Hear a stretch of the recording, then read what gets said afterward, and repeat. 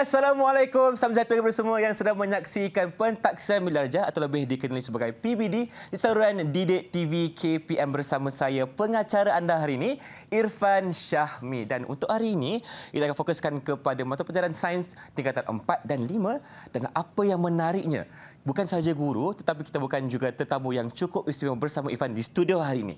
Jadi, apa kata kita saksikan dulu profil guru kita.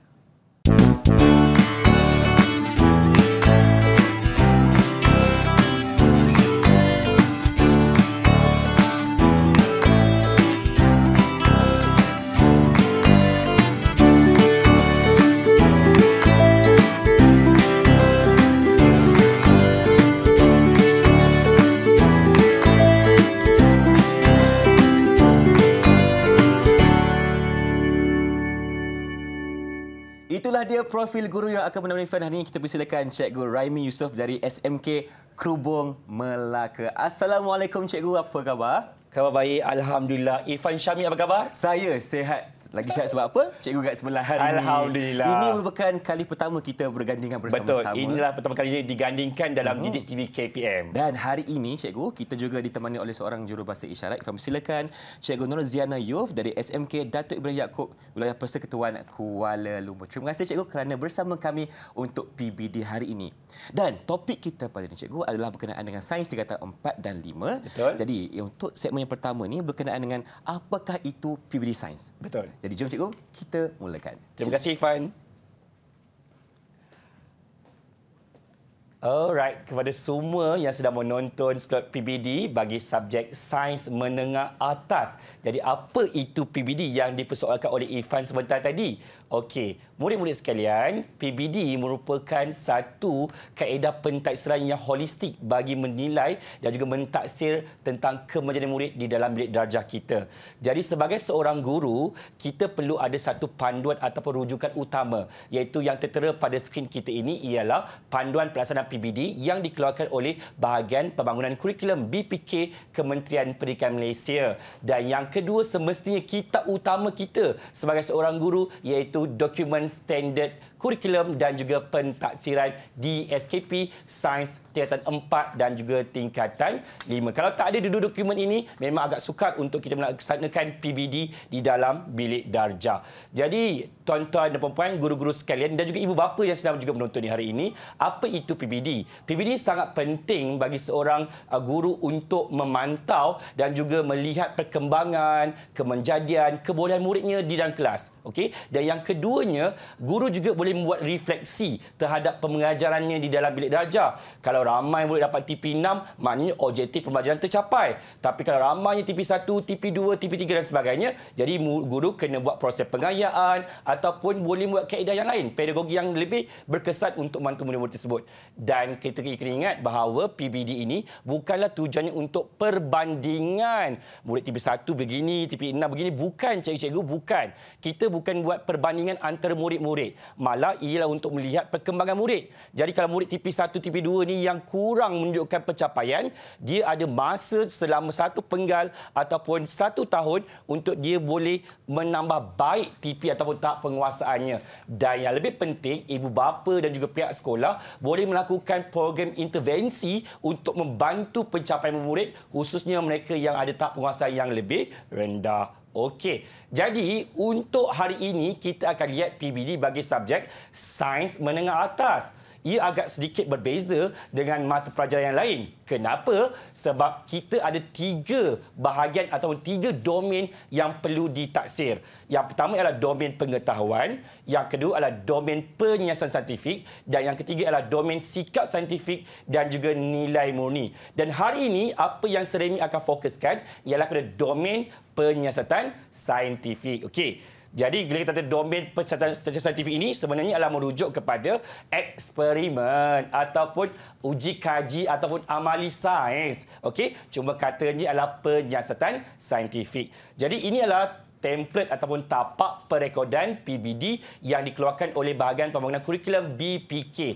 Alright, jadi guru-guru di Malaysia perlu merekodkan tiga domen. Domen pengetahuan, domen penyiasatan saintifik dan juga domen sikap saintifik dan nilai murni di dalam tapak perekodan PBD ini pada setiap penggal 1 dan juga penggal 2. Okey, baik. Jadi apa itu domain penyiasatan saintifik? Macam Seremi cakap tadi, dia adalah melibatkan eksperimen ataupun uji kaji atau amali sains. Di mana murid-murid kena melaksanakan uji kaji ataupun eksperimen ini dalam makmal sebanyak 7 kali, iaitu eksperimen wajib tingkatan 4 dan 7 kali bagi eksperimen wajib bagi tingkatan 5. Di akhir membuat eksperimen tersebut, murid-murid perlu membuat satu laporan yang perlu dihantar kepada guru untuk ditaksir. Okey? Jadi sebagai contoh ini merupakan eksperimen bagi tingkatan 4.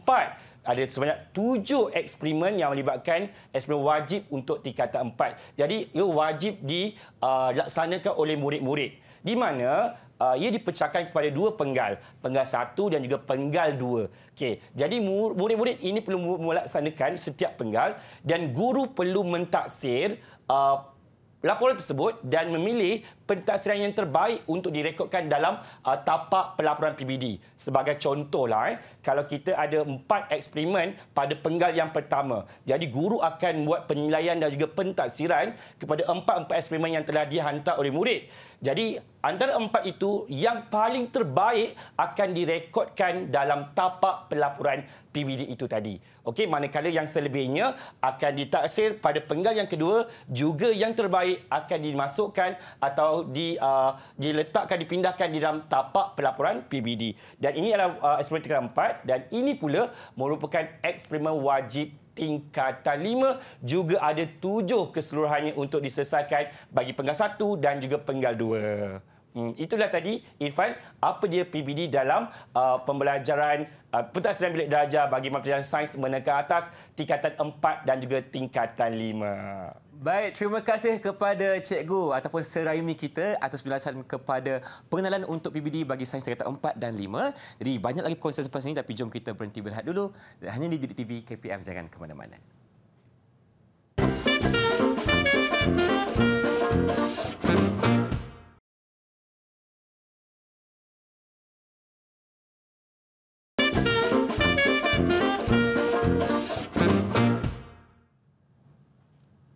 Cikgu Raimi, nak tanya sikit. Ini ke tetamu istimewa yang Irfan cakapkan tadi tu?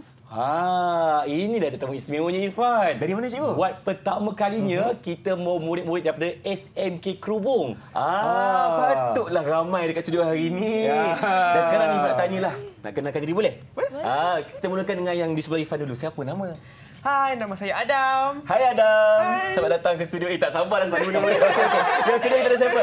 Hai, saya Karunisa. Hai Karunisa. Yang ketiga hujung sana. Hai semua, saya Fatin Nur Amalia. Okey, nampaknya cikgu meriah studio kita, cikgu. Betul. Bukan saja kita berdua, tetapi ada juga murid-murid dari SMK Kerubung Melaka. Hari ini nak buat apa? Eksperimen ke? Betul. Seperti yang diterangkan di awal tadi, kita ada pentaksiran saintifik. So, kita kena buat uji kaji sains ataupun amali sains. Okey, baik cikgu. Ifan tak nak kacau. Okey. Nanti buat eksperimen betul-betul. Okey, Ifan pergi dulu. Abang Irfan tengok ya. Silakan cikgu. Okey, baik.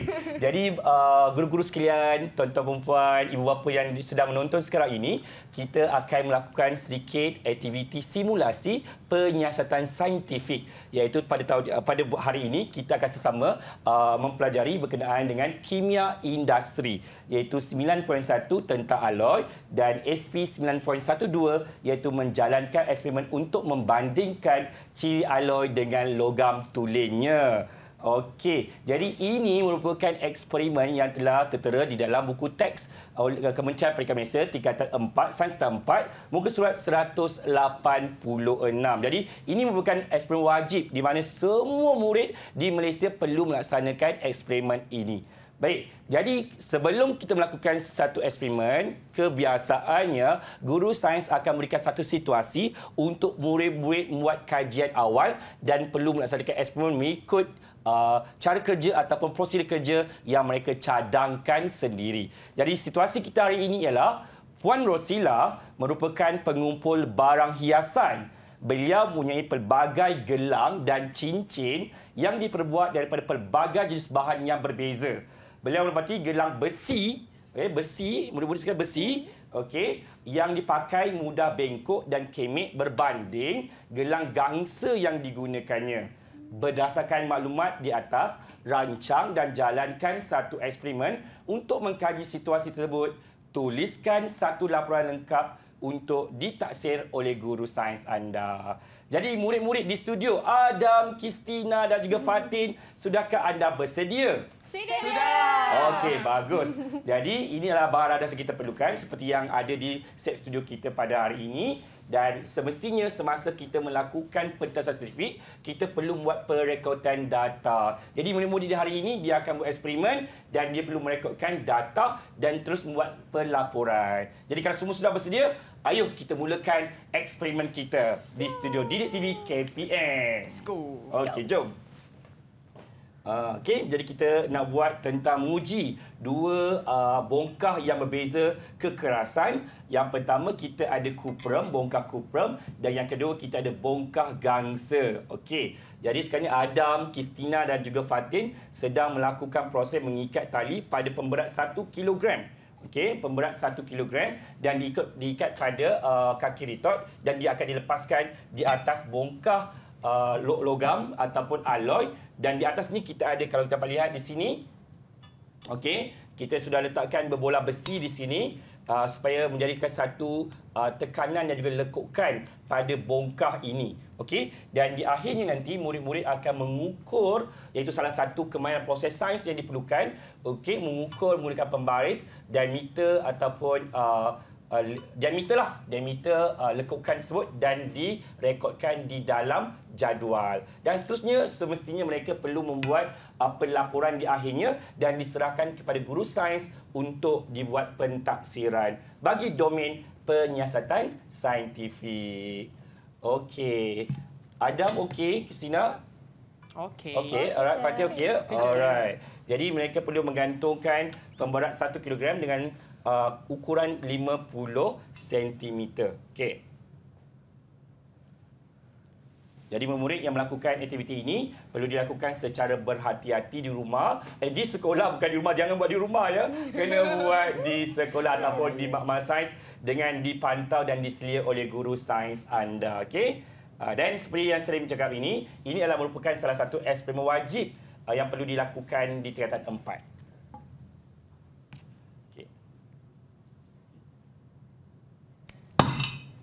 Itu saja. Fatih baru saja melepaskan pemberat 1 kilogram ke atas berbola besi, iaitu di atas bongkah kuprum. Betul tak Fatih? Betul, sir. Okey. Baik, Sri Fatih akan buat apa? Selepas ni, saya akan jatuhkan pemberat ni dekat atas bongkah gangsa pula. Okey, baik. Sebelum tu, Fatih kena buat pengukuran dulu, Fatih, rasanya. Oh. Okey, Adam pun dah jatuh. Seremi pun terkejut. Okey, Adam okey?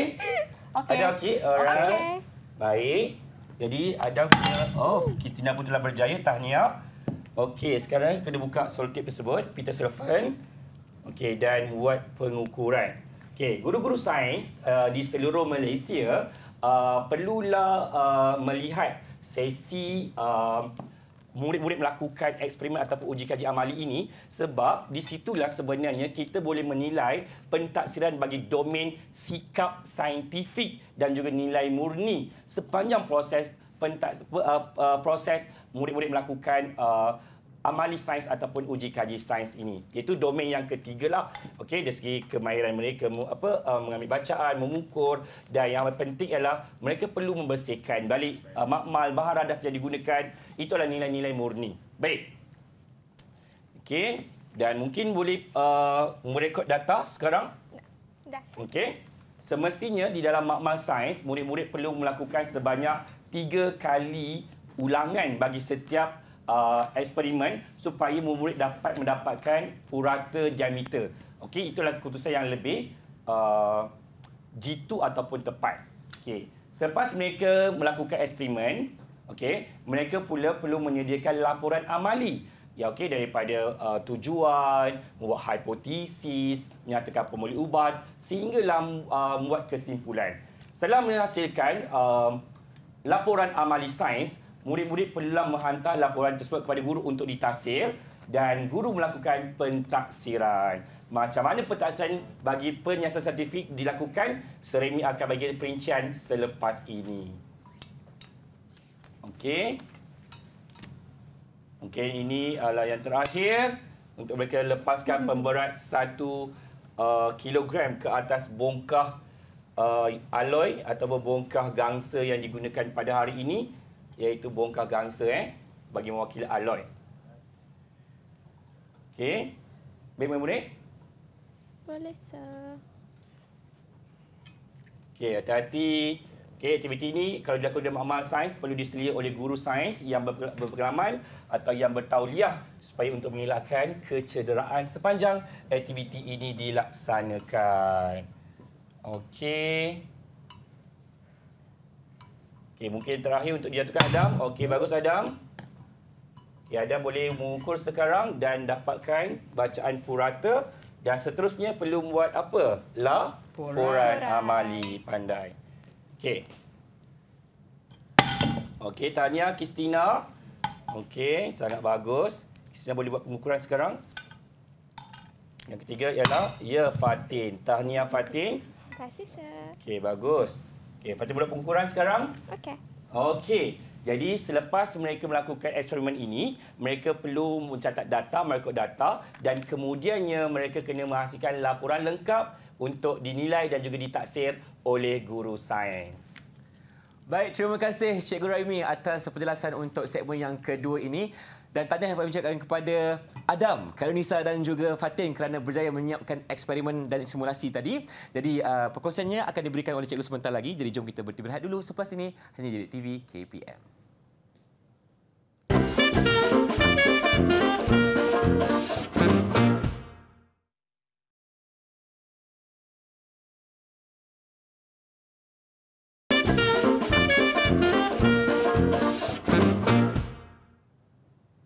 Bertemu kembali dalam PBD Didik TV KPM. Abang Irfan nak tanya kepada murid-murid ni. Ada Adam, Karunisa dan juga Fatin. Macam mana eksperimen tadi? Seronok tak? Seronok. Okey, tanya. Laporan dah siap? Dah. Okey, cikgu. Dia kata dah siap. Apa kata cikgu nilai prestasi mereka? Silakan cikgu. Betul. Terima kasih Irfan. Sama-sama. Okey, jadi seperti semua orang dah tahu, selepas kita melakukan penyiasatan saintifik ataupun eksperimen ataupun uji kaji sains dalam amal, murid-murid perlu buat laporan dan perlu diserahkan kepada guru sains anda untuk ditaksir dan juga dinilai. Dan segmen ini kita akan lihat bagaimana seorang guru sains membuat PBD ataupun pentaksiran bagi domain penyiasatan saintifik. Jadi Adam dah siap dah ke? Udah. Mana Adam punya? This. Okey, bagus. Mana Kristina punya? Here, sir. Betul. Dan mana Fatin punya? Here. Okey, bagus. Jadi bagaimanakah seorang guru sains membuat pentaksiran bagi domain penyiasatan saintifik?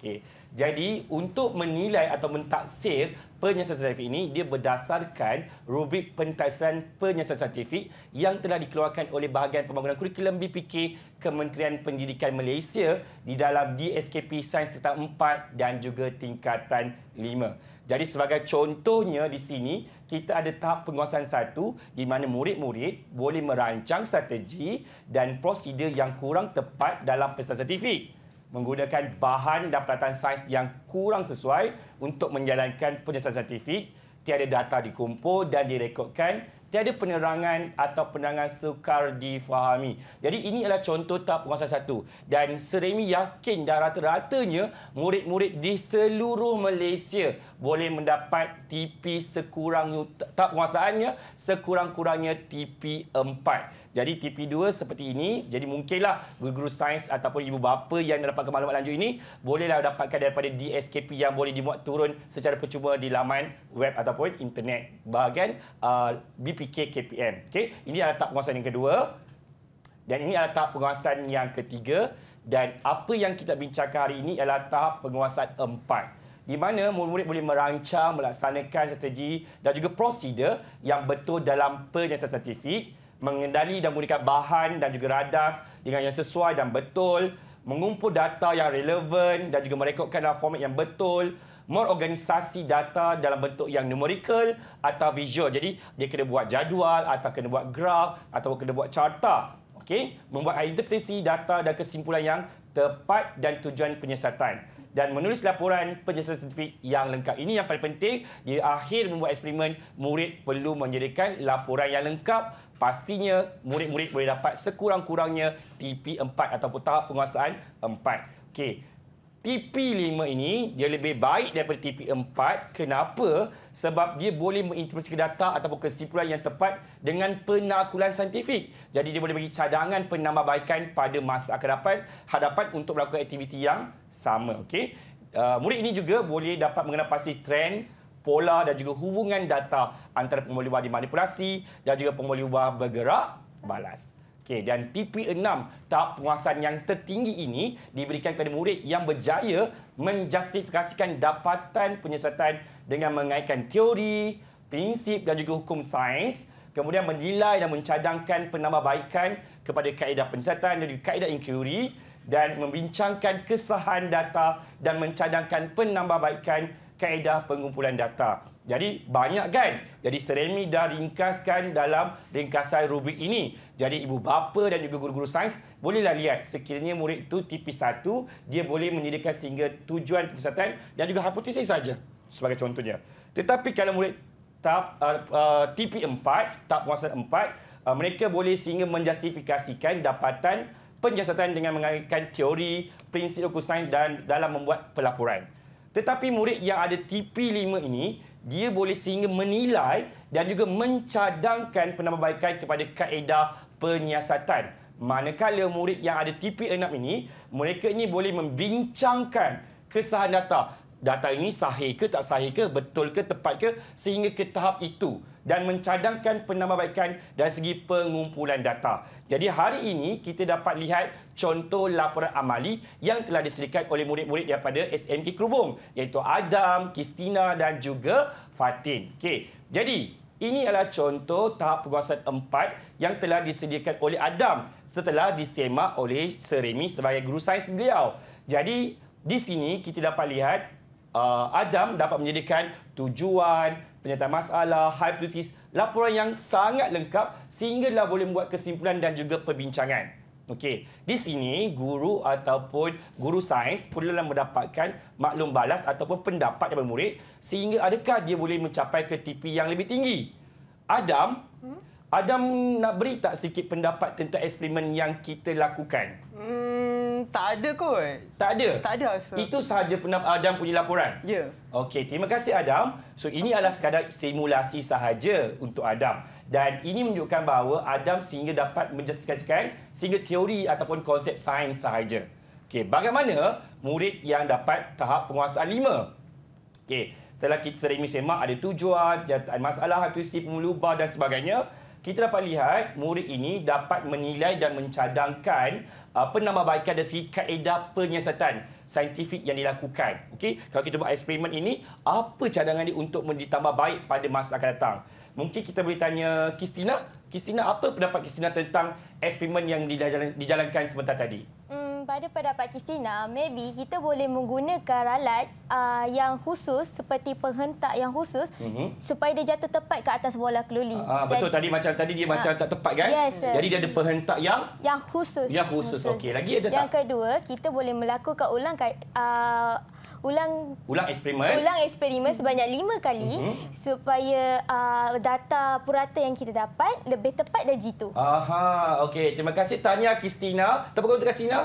Okey, jadi murid ini dia boleh memberi penambahbaikan terhadap prosedur yang dilakukan bagi kaedah penyiasatan saintifik. Jadi murid ini layak diberi tahap penguasaan 5. Dan yang terakhir ialah tahap penguasaan 6. Jadi kita lihat maksudnya terlalu lengkap laporannya sehinggalah beliau boleh menyediakan dan juga membincangkan tahap kesahan data. Jadi kita boleh lihatlah di sini murid ini ada tahap yang tertinggi iaitu tahap penguasaan yang ke-6. Jadi mungkin kita boleh tanyalah murid Seremi daripada SMK Kerubung, Fatin. Ya, Fatin sudah bersedia? Dah. Okey. Apa pendapat Fatin bagi penambahbaikan bagi eksperimen tentang kekerasan alur yang dilakukan sebentar tadi, Fatin? Baik, pada pendapat saya, Sir, kita boleh menukarkan pembaris yang berskala sentimeter kepada pembaris yang berskala milimeter. Jadi ukuran kita tu akan dapat lebih tepat dan juga jitu. Betul. Jadi kita gunakan skala yang lebih kecil, jadi nilainya lebih tepat. Betul, Fatin? Betul. Okey, ada tak lagi pendapat Fatin untuk Ada, penambahbaikan eksperimen eksperimen kita ni? Selain itu, saya rasa kita boleh pelbagaikan jenis bahan alloy kita. Contohnya kita guna keluli, loyang atau duralumin. Jadi ukuran kita tu lebih tepat. Okey, jadi kesimpulan kita tu lebih meluas, bukan tertakluk pada bongkar gangsa saja. Dan kupum saja. Jadi, guru-guru sains, ibu bapa sekalian, murid yang sehingga dapat berikan pengesahan data seperti ini dan boleh mencadangkan penambahbaikan bagi penyiasatan saintifik ataupun eksperimen ini dapat dinilai sehingga tahap penguasaan yang ke-6. Jadi ini adalah tahap penguasaan tertinggi apabila murid dapat membincangkan kesahan data. Itu dia bagaimana kita membuat pentaksiran bagi domain penyiasatan saintifik. Baik, terima kasih diucapkan kepada Sir Remy atas penjelasan yang telah diberikan bagaimana untuk kita mengendalikan PBD bagi sains tingkatan 4 dan 5. Sir, satu soalan. Betul. Sekiranya macam Adam tadi hanya dapat TP 4. Betul. Bagaimana dia nak tingkatkan TP dia, Sir? Bagus soalan Irfan itu. Itulah bagusnya kita laksanakan PBD ini kerana dia adalah satu pentaksiran yang menyeluruh dan berterusan. Maknanya daripada hari pertama sekolahan sehinggalah di akhir persekolahan di mana murid-murid ini boleh menaikkan ataupun memperbaiki dia punya tahap penguasaan. So sekiranya mereka cakap, alamak saya dapat TP 4, saya nak buat lagi sekali, nak perbaiki laporan saya. Boleh? Boleh. Tak ada masalah. Tak ada masalah. Okey, terima kasih kepada Sir Remy dan juga murid-murid dari SMK Keluar. Berikan tepukan untuk diri sendiri. Tahniah. Dan ucapkan terima kasih juga kepada Cikgu Nurziana Yusof sebagai jurubersama kita pada hari ini. Dan diharapkan ilmu yang telah diberikan oleh Cikgu Remy dapat bermanfaat kepada semua yang nonton. InsyaAllah ada kita berjumpa lagi. Dan itu, Assalamualaikum. Salam sejahtera. Bye-bye. Bye.